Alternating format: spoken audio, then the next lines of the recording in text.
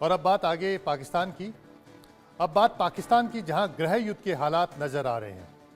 वजह है इमरान खान और शहबाज शरीफ में बढ़ता टकराव।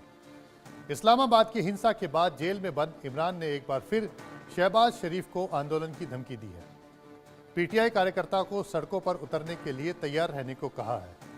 14 दिसंबर को इस्लामाबाद को घेरने की तैयारी है। ऐसे में सवाल है कि क्या फिर पाकिस्तान की सड़कों पर हिंसा, आगजनी और बवाल होने वाला है?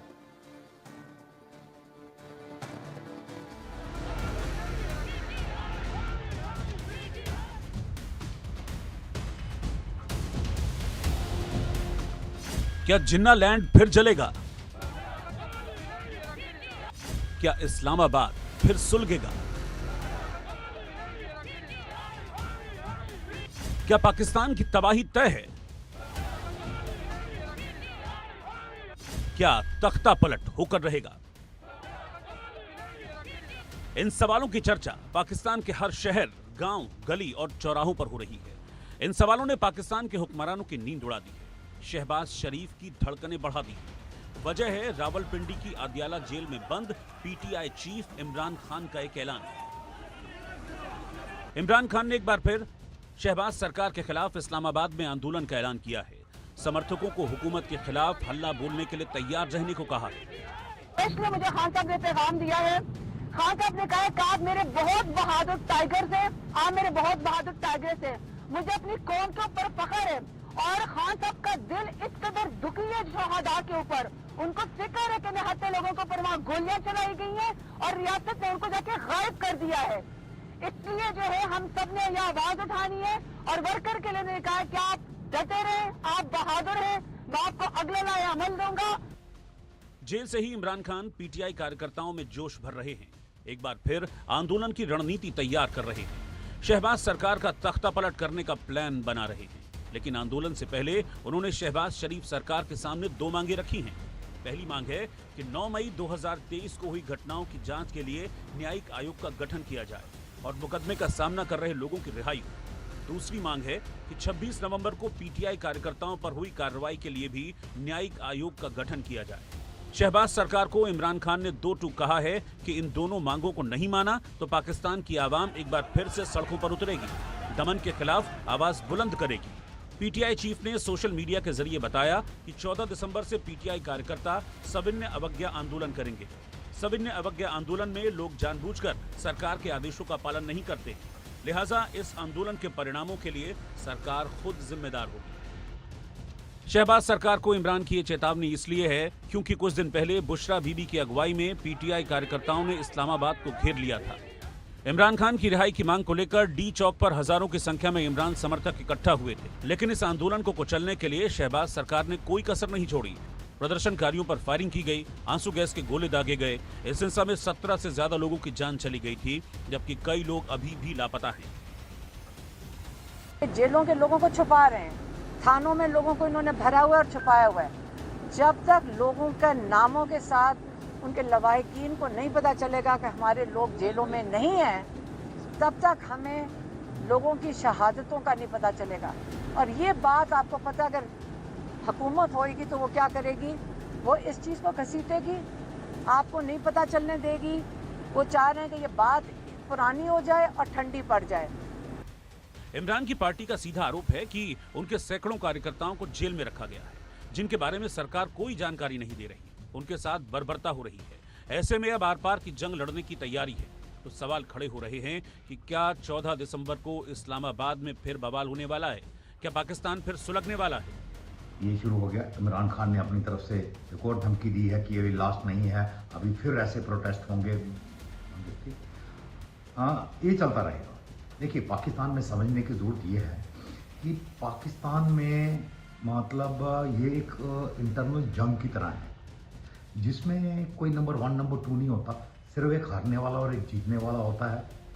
और हारने वाले को या मरना पड़ता है या देश छोड़ के लंबे समय के लिए जाना पड़ता है। यही पाकिस्तान का इतिहास रहा है।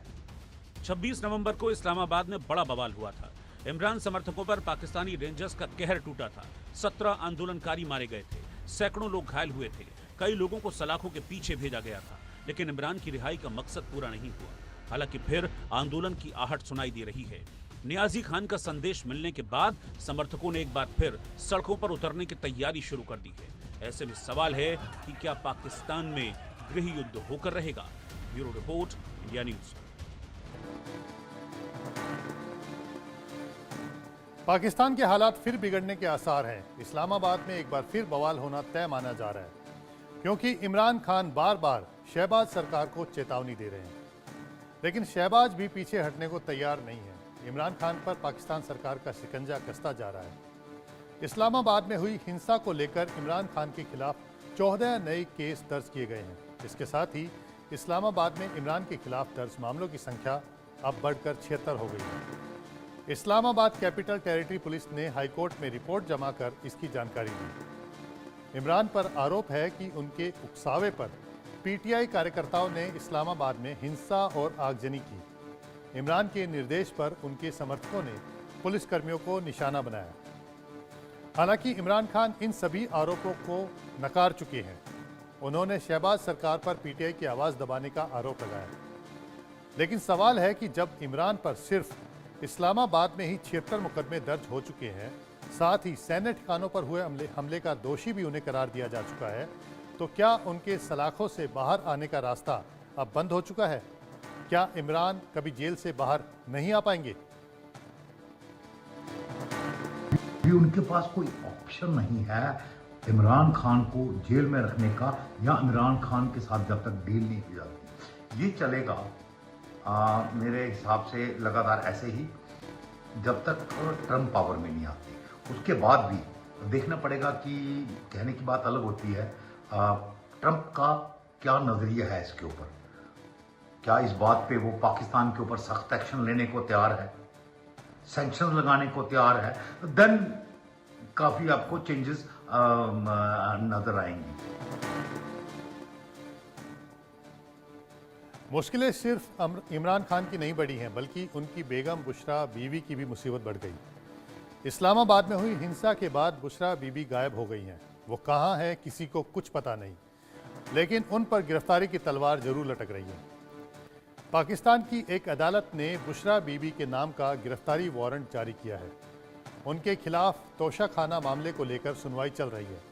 आरोप है कि सरकारी उपहार में मिले गहने को उन्होंने तोशाखाना में जमा नहीं कराया। इस मामले की सुनवाई के दौरान वो कोर्ट में हाजिर नहीं हो रही थी, जिस पर सरकारी वकील ने अदालत से गुहार लगाई कि बुशरा बीबी के खिलाफ गैर जमानती अरेस्ट वारंट इसलिए जारी किया जाना चाहिए क्योंकि वो जानबूझकर अदालत के आदेश का पालन नहीं कर रही है।